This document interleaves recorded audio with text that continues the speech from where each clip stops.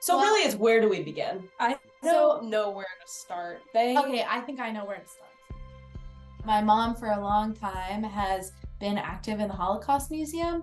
Our grandfather is a Holocaust survivor, and he was a pillar in our family for storytelling and specifically like the connection to Holocaust education.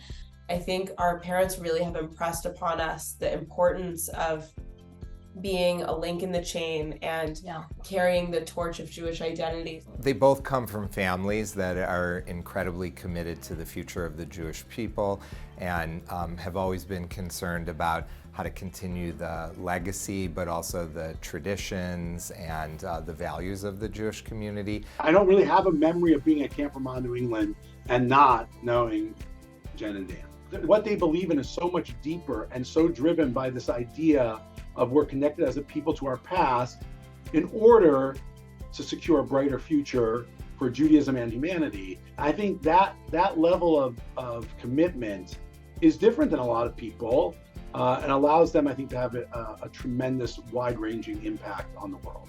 They are very mission-driven people, but it's about the mission. It's not about their interests. It's not about them. It's like for other people.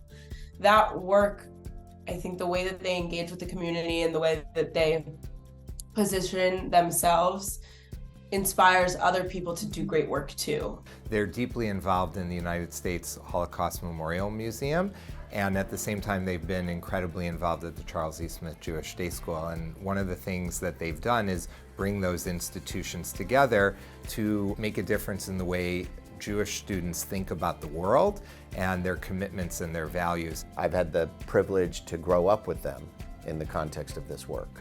I think we've probably affected each other in many respects, but the commitment to kind of resting our strength of purpose in the stories that we tell that to me is really quintessentially them. It's always rooted in education. When it comes to them, it's always rooted in education. We've been in a process of re-envisioning what Holocaust education should look like in our community and could look like in our community. And Jen has been a critical partner in that work.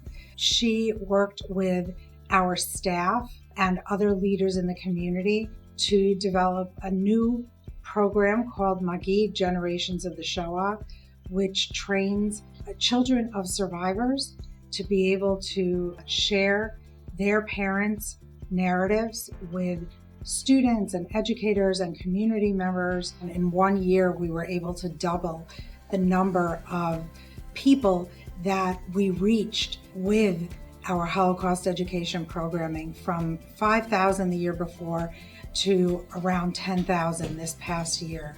And now they're taking their partnership to an organization that is called Living Links, which is meant to be an umbrella program for existing chapters across the country of third-generation Holocaust survivor descendants. I've had the opportunity to work with Jen and 3Gs across the country on the concepting around Living Links and what a national 3G organization could look like. So they're being developed in partnership with the Shoah Foundation as we speak. And the goal is to create this partnership amongst 3Gs to enhance how we train our speakers, how we get into schools and other civic organizations to tell our stories, and really further the mission of our grandparents and why they continued to tell their stories.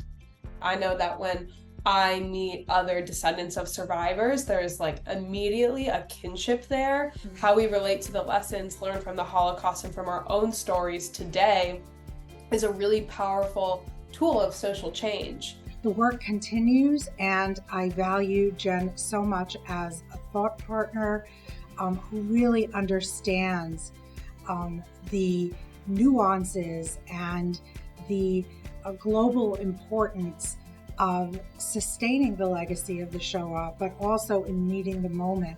The urgency of the moment, rising anti-Semitism, other considerations that may be within the Jewish community is not just solved by putting out the microfires. You have to create, in some ways, maybe a different tradition. And everyone has a different role, and those roles are complementary. They're not in competition. There is a need to persist And even if you don't take this step perfectly, take a step, because you're going to inevitably be making some progress. One of the things that they've really emphasized to us is really the importance of showing up. I think they've helped us grow and they've shaped us into the people that we are, and I think the ways in which we engage with the world are justice at the forefront, and I think we continue to want to live in the world with that mindset and in that way.